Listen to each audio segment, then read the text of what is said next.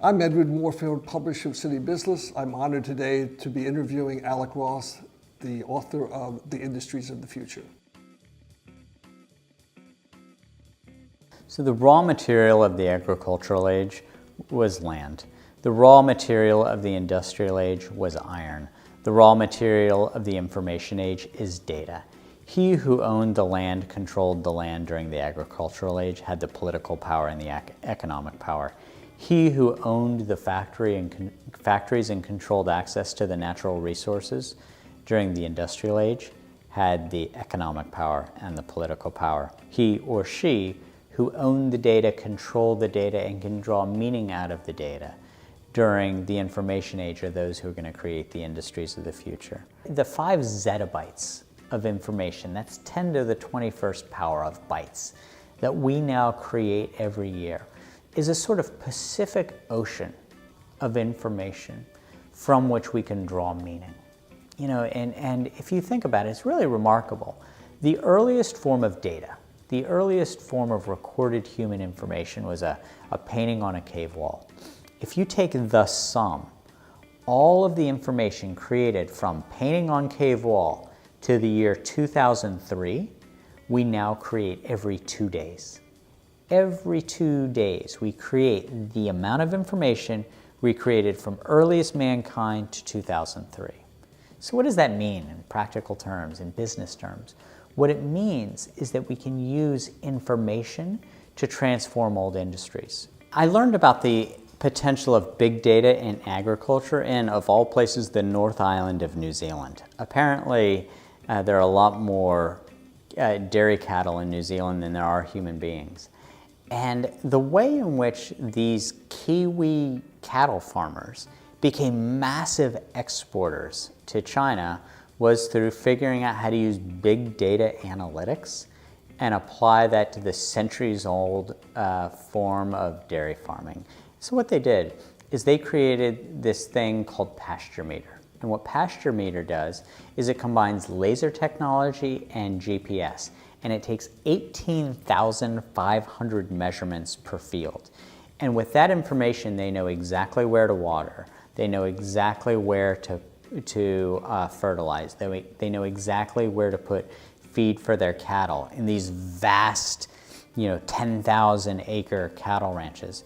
And while that might seem slightly ridiculous to be able to get, little precision measurements about, oh, well, this square foot wants exactly this much water and this much fertilizer, and that pasture needs exactly that much cow feed. Well, what it did is within 1 year of Pasture Meter becoming reality, exports to China went up 498%. And so what this did is it sort of changed the job of being a dairy farmer in New Zealand to being that of, a guy in overalls with big thick calluses on his hands, practicing farmer the exact same way his great-grandfather did, to now, honestly, they look more like software engineers, where they're hunched over their iPads, pulling in and drawing out data and getting much more precise information about how they can be better farmers. And so I think that those kinds of analytics tools are not going to just transform industries like advertising or electioneering or searching for information. What they're going to do is they're going to take old manufacturing, industrial, and agricultural processes and change those. The oldest challenge for mankind, going back to day one of humanity, has been hunger. Today, 2016, in a world of 7.2 billion people, there's still an estimated 800 million people who don't get enough food to eat every day. Now, I am not so utopian as to believe that precision agriculture is going to cure hunger. I don't know necessarily that any one thing is going to cure hunger. But in the same way in which the Green Revolution after World War II dramatically helped expand life expectancies, increase birth rates, increase health and nutrition, so too do I believe that precision agriculture can help bring better farming methods to places that are really rough. For example, in India, where a third of the world's people who live in severe poverty live. And so I am very hopeful about the mainstreaming of precision agriculture and what it can do to help alleviate poverty. So I do think that big data analytics, if data is the raw material of the information age, then it can be the basis for helping to address some of our grand challenges. You know, think for example about the language divide. It would not surprise me if in 10 years from now, if somebody is speaking to us in a language we don't understand, we can say, wait a moment, put a little piece of hardware in our ear, you know, a little earbud, and then as people speak to us in a language that we don't understand, the voice we will hear in our ear will be the language that we want to hear.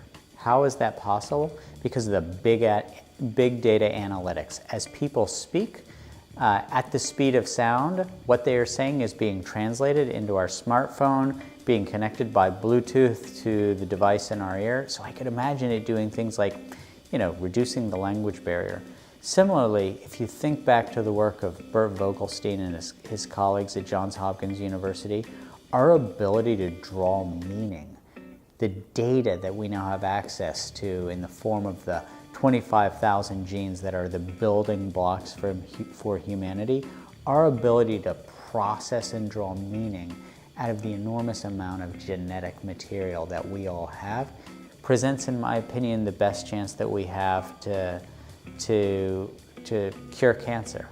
And then, you know, finally what I would say is that I think there are probably some unimagined products and services that we don't even recognize a need for today, but which I can't help but think that there's probably some 19-year-old somewhere looking at a problem through entirely different eyes than I see the problem, as somebody 25 years older than her, and who's going to build $1 billion business out of it. So I do think that this data is truly the raw material for tomorrow's economy.